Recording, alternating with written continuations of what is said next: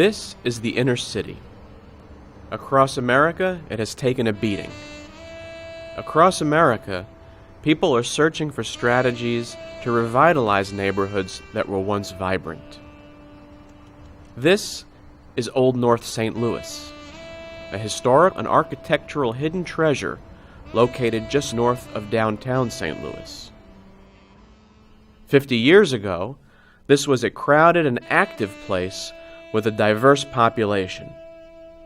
But like many city neighborhoods, Old North St. Louis experienced the urban decay of the 1960s and 1970s. Residents moved out or passed on, and few were interested in maintaining these beautiful but endangered homes.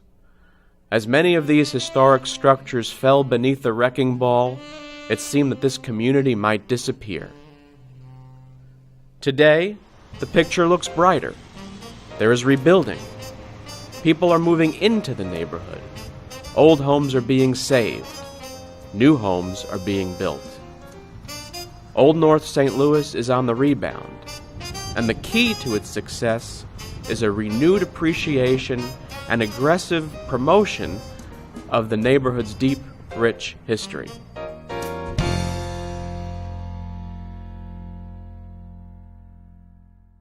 The independent village of North St. Louis was founded in 1816 by a group of wealthy speculators who envisioned a town that would rival and eventually overtake the neighboring city of St. Louis. The planners laid out the streets of their settlement in a grid pattern that connected the community to the river.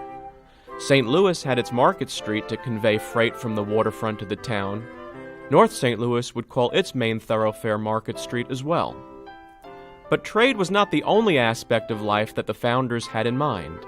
They laid out 3 circles a mile west of the river, designated for the purposes of education, leisure, and worship. Those uses remain in effect to this day. In 1841, the town was annexed by the city of St. Louis. Still, it retained its independent identity and its attachment to the river. Floating rafts of white pine were hauled from the Mississippi, cut at local sawmills, and then crafted into furniture at nearby factories. North St. Louis became the woodworking center of the rapidly growing metropolis. The thriving industrial economy attracted a steady stream of migrants from nearby farms and faraway countries, Germany, Ireland, and by the turn of the century, Poland, Russia, and Italy. The people of North St. Louis came from all over the world in search of a brighter future. But the early settlers did not always appreciate the past. The numerous Indian mounds in the area that gave St. Louis the nickname Mound City were destroyed in the name of progress. The mounds were built centuries earlier by an advanced Indian civilization that flourished on both sides of the Mississippi River. By the time the Europeans arrived, these Indians had disappeared, having been replaced by other tribes. The massive burial mounds remained, however, but not for long. Soon there were roads to pave and factories to build, and so the mounds came down. Today, the forces of destruction still do battle with the forces of preservation on the north side of St. Louis, but the tide has turned. Today, history is seen not as an enemy of progress, but as an ally in the effort to revitalize the inner city. Although many remnants of the past have disappeared, much of the community's history still lives. It lingers in the buildings, it survives in the memories of old-timers, and it breathes new life into the aspirations of those who are rebuilding for the future.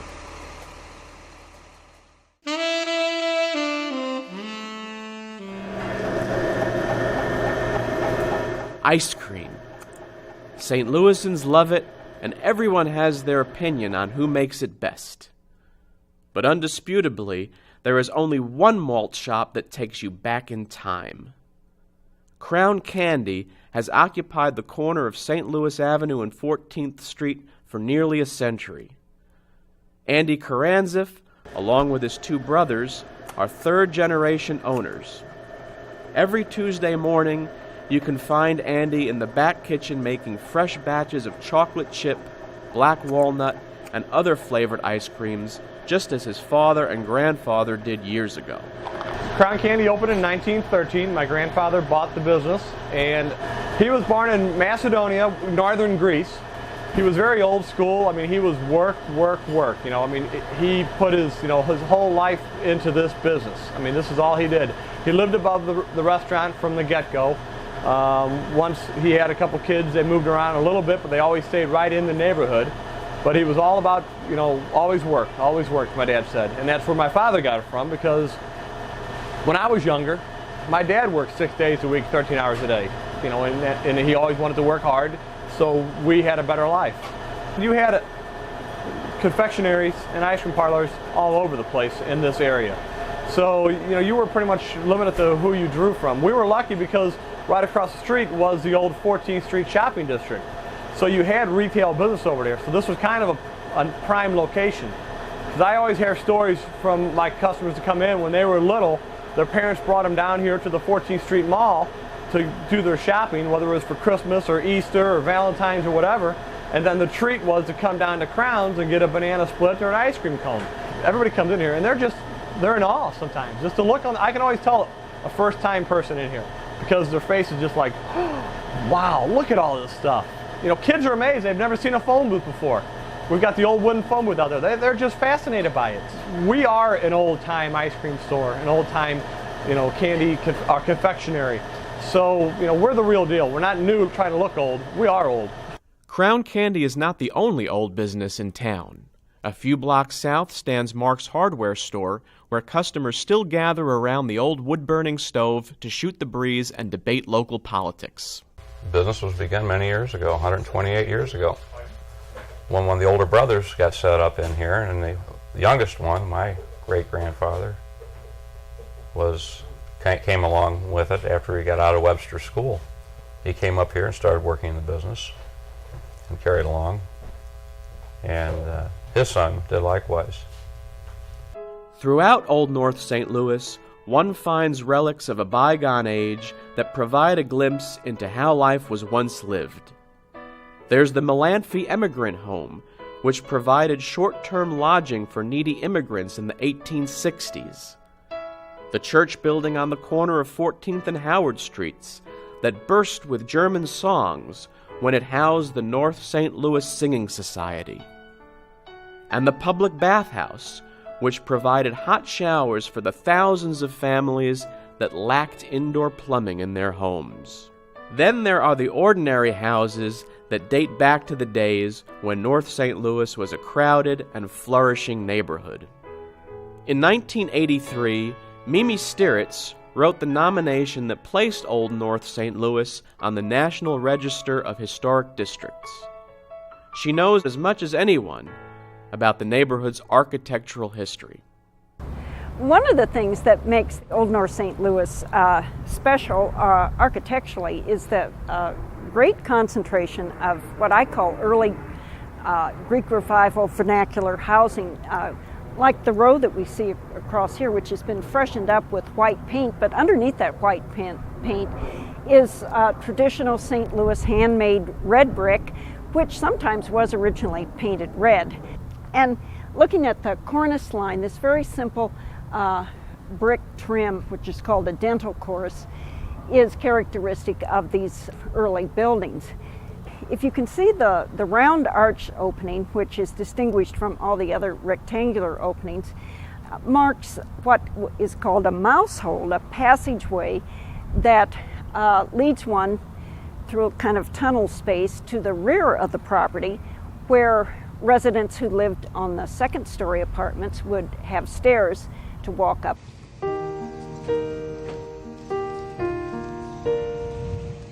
Americans are not well known for their love of history, but I think more and more people do appreciate cities that have some of their concentrations of older buildings still there.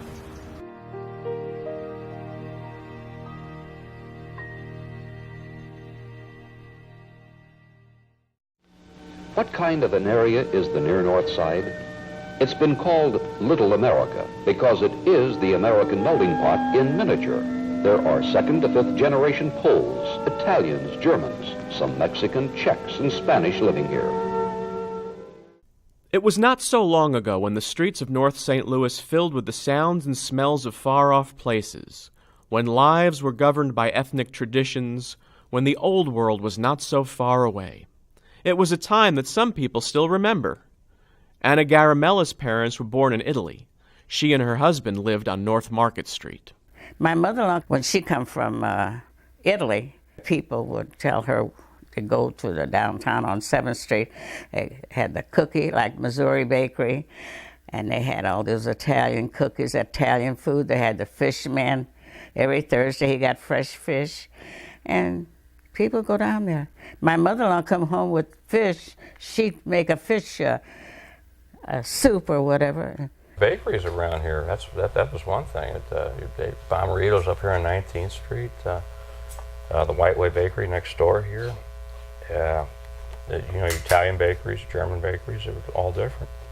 My dad said that, he used to tell me that at one time a lot of the Greeks immigrated through Canada, and then they made their way down to St. Louis, and he said that at any given time you might have anywhere from 8 to 16 Greeks living upstairs, none of them speaking any English.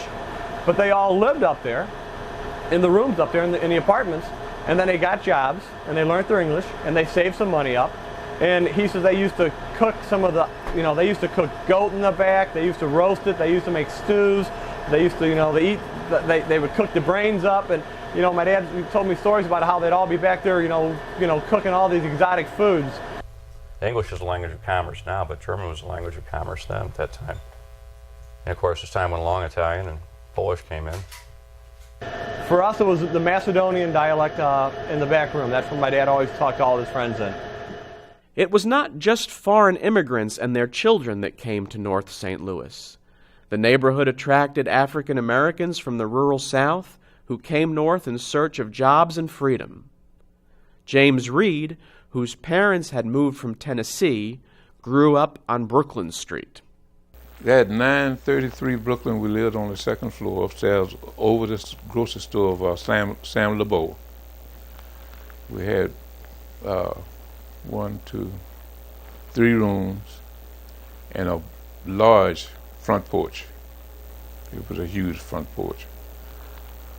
I used to get a kick out of that because it was so huge. In the summertime we could sleep out on the front porch, because back then no air. I went to Dessalines School. I started in 28 and stayed there until 35. It was a nice brick building, huge. I can't remember whether it was 2 floors or 3 floors. And then we had the portables on the side. So some of the boys would, in the wintertime, when the walk would freeze up, they'd slide down there. I was too chicken to do that, so I didn't fool around with that. Dessalines School is gone now, but when James Reed attended, it was only for African American children. White children went to separate schools. Diversity did not always mean people got along. When he went to church, to St. Michael's, the kids, the younger generation would say, "You don't belong in this church." Or they called him Dago. And when you call an Italian that name, it's not a bad name, but you hurt their feelings, And so anyway, my husband could not go to St. Michael's Church. They had to go downtown, Our Lady Help a Christian. Still, North St. Louis was remembered as a place where the maintenance of traditions eased transition to urban life, and where one could find support and the necessities of life without going far. Going around selling ice, selling coal, pulled by horses, and then the garbage trucks or garbage wagon were pulled by mules, going up and down the alley to pick up the garbage, and the milk wagon. Sometimes the milkman would have with his milk, he walked so far, and the horse would know when to come up to where he is, So the horse had a little sense. You had a hardware store every 3-4 blocks, just like bakeries and barbershops. Saloons are every corner. If we have a corner, you have an intersection, you have 4 saloons. That was your social fabric. I was raised on a farm, southeast Missouri. My husband was a farmer, and he got tired of farming and decided, well, we had friends that was here. Man of the family said to my husband, I've got you a job, come on up, you can go to work. We liked the neighborhood, the children and I, we was never afraid to go out, no matter if it was daytime or nighttime, because there was never anything went on in the neighborhood that we were afraid of. And we could walk up to the Dairy Queen or up to Crown's or to the library or wherever late in the evening and never think a thing about it, or up to 14th Street. A lot of families occupied the same building, 2-3 generations, the same building.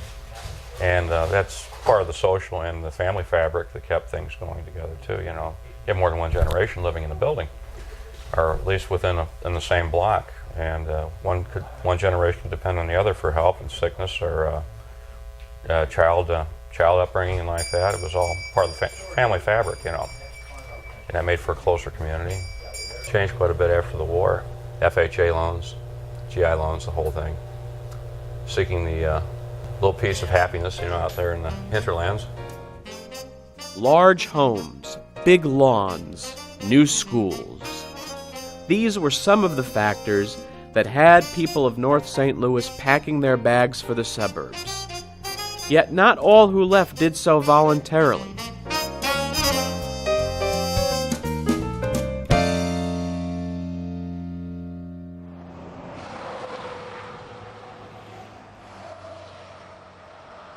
It changed an awful lot. A lot of our friends, had to give up their homes because the highway took their homes and they had to move away. So we missed them. The Fox family was one of the families that they were like children of my own, really, 2 boys that was twins, and they spent a lot of time at our house, and they had to give their home up and move, and we missed them. And the highway took several homes down through there. The effect of the highway in the neighborhood here, when started into the general area here, at the beginning we came right by Fritz's Tavern there. That was all very solid neighborhood, similar to what you got here, multifamily housing. But that for around here, that just totally escalated the exodus from the area. And here was a St. Michael's church.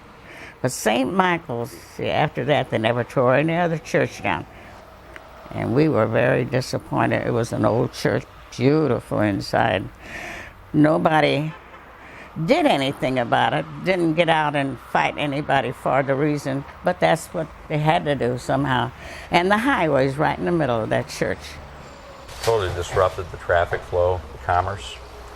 It was extremely quiet in business up here because it cut off one segment of our customers from one side to the other side with this new 8-lane wonder down here. I think most of them, some of them were for it and some was against it, so I guess that's always the way it is, So, but most of the people that had to give up their homes, like on 10th Street there, none of them really wanted to. But the highway bought them out, and they had to get out.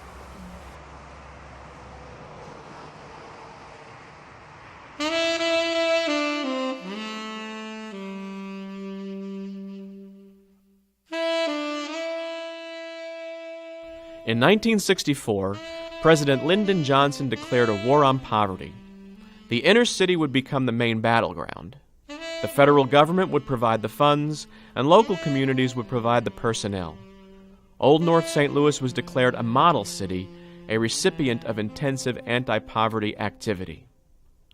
Despite all the attention and funds, many residents felt the federal programs weren't doing enough to preserve the neighborhood's physical integrity.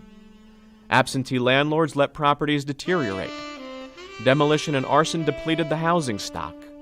So local activists devised an alternative strategy, one that would safeguard the neighborhood's homes and buildings by highlighting their historic value.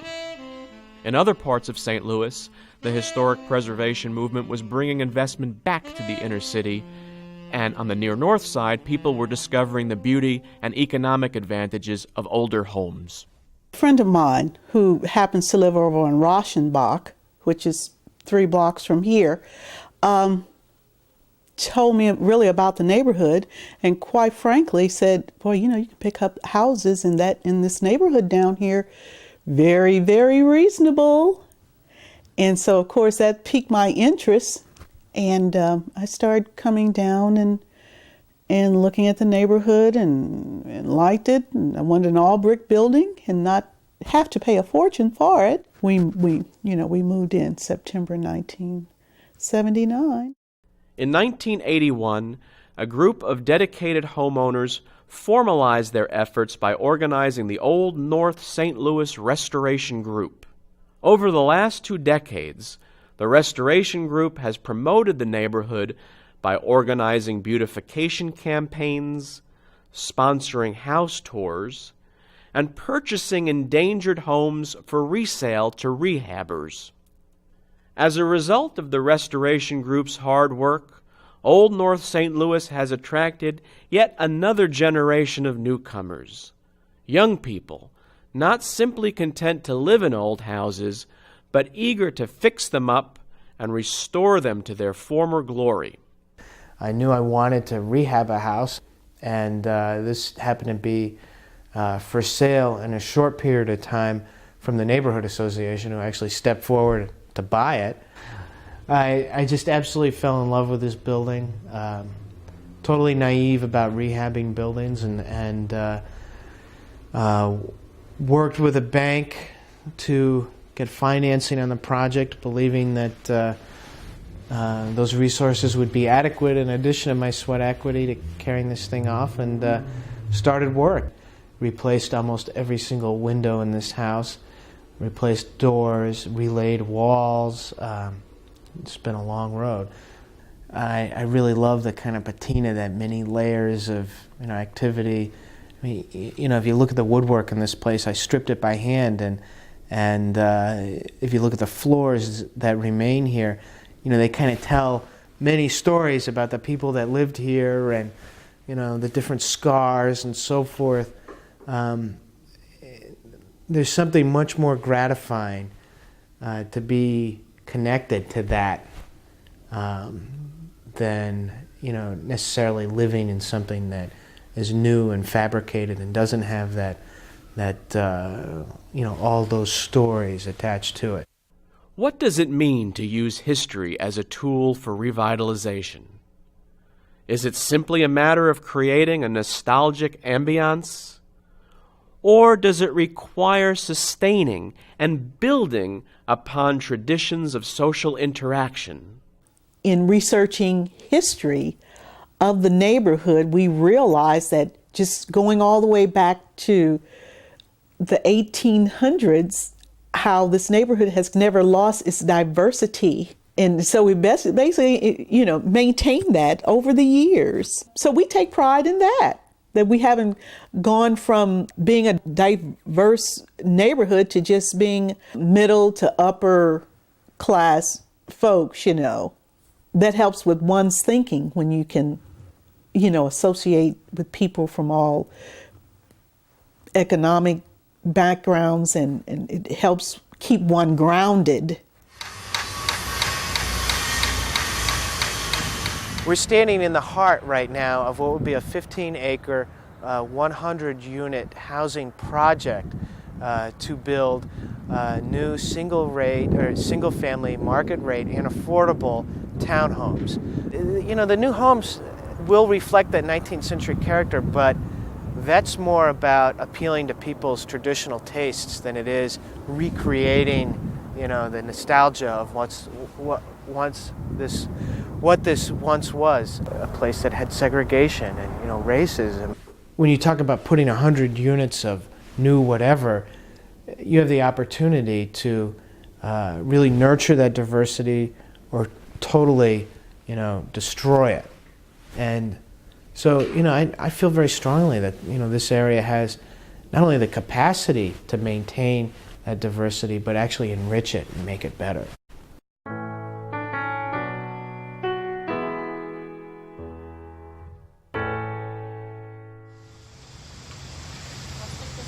I still miss my home down there, and it took me years to get used to this one, because down there it was big, tall ceilings and big, tall windows and big rooms, and these were twice as small as theirs were, and I just couldn't get adjusted to it for the longest time.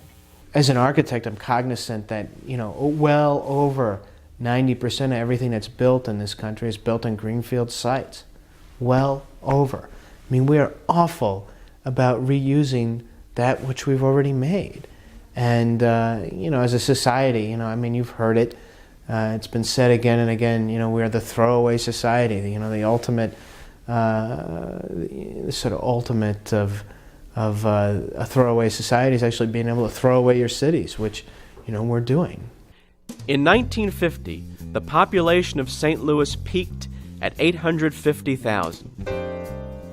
Today, it approaches the 300,000 mark.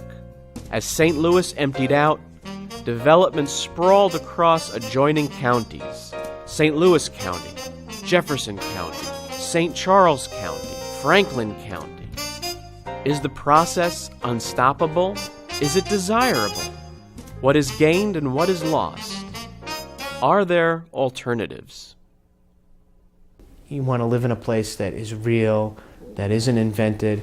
It is not to knock the new place. In many ways, that is the history of urbanism in America, leaving the old behind.